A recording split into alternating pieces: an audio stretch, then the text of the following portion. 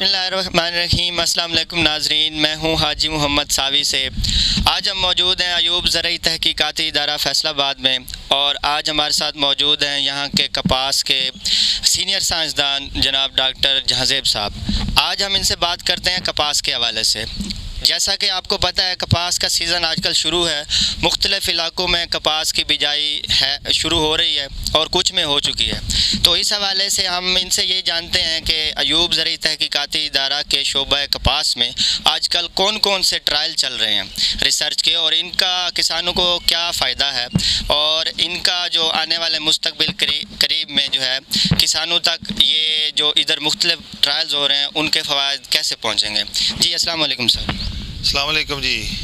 کاشتکار پراؤ میں ڈاکٹر جہاں ادارہ تحقیقات کپاس سے ایز اے سینئر سائنسدان کام کر رہے ہیں، تو میں دسنا چاہواں گا کہ اسی ادارہ تحقیقات کپاس فیصل آباد جڑا ہے وہ بہت سارے مختلف قسم کے ٹرائل کنڈکٹ کر رہا، جہدے وچ اسی سوئنگ ڈیٹ دے ٹرائل کرتے ہیں، ورائٹیاں دی سیڈ بنانے ہیں، اس تو علاوہ اسی اپنے کراس کر کے نویاں قسمیں بنانے کی کوشش کرتے ہیں، پانی دی کمی والی اقسام نو ڈیولپ کر رہے ہیں، کوئی گرمی نو برداشت کرنے والی اقسام دیکھ رہے ہیں، کوئی شرمبے ریشے والی اقسام نو تے کام کر رہے ہیں۔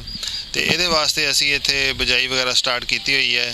تو یہ بھی دسدا چلا کہ تہاڈے واسطے اسی تے مختلف کمپنیاں واسطے اسی پری بیسک سیڈ بھی بنانے ہیں، جہدے وچ اسی اپنی مختلف ورائٹیاں جہڑیاں انہاں نو ہائی لائٹ کرتے ہیں، اور وہ اسی وہ انسپیکشن بھی کرانے ہیں، تو وہ پری بیسک سیڈ جہاں کسانوں تک بھی پہنچتا ہے، تو فارمر تک پہنچن خالص سیڈ جہاں پہنچن کی وجہ نہ پاکستان کی پیداوار بھی ودی ہے۔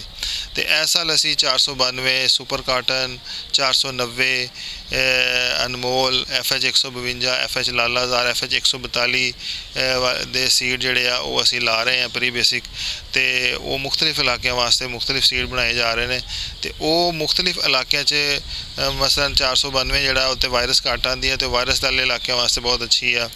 پھر جڑا 490 ہے وہ وائرس درمیانے درجے کا آتا، لیکن وہ پیداوار اچھی ہے، وہ بول سائز اچھا ہے۔ اس کے علاوہ سپر کاٹن وہ اندر ہیٹ نو برداشت کرنے کی صلاحیت ہے، تو یہ بڑے گرمی جڑے شدید گرمی والے علاقے انہوں نے بہت اچھا پرفارم کر دی ہے۔ اس تو علاوہ اسی اپنے پیداواری ٹرائل بھی لاندے ہیں، اس تو علاوہ اسی وائرس دے ٹرائل لانے ہیں۔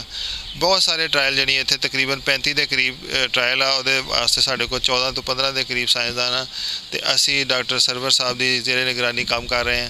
تو انہوں دی گائیڈ لائن دے وچ اسی کافی سارے اتنے بہت ساریا ساڈیاں اچیومنٹس نے۔ ساری ریسنٹلی ایک ورائٹی بھی اپروو ہوئی ہے اس سال، FH 938 جیڑی کہ وائٹ فلائی تے تیلے نو کافی حد تک برداشت کر دی، اور آنے والے سالوں کے انشاءاللہ بہت اچھا وہ پرفارم کرے گی۔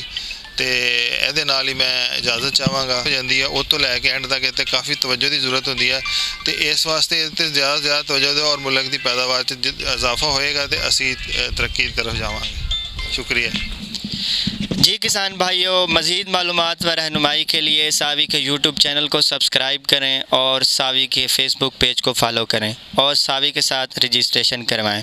اپنا بہت سارا خیال رکھیں۔ اللہ حافظ۔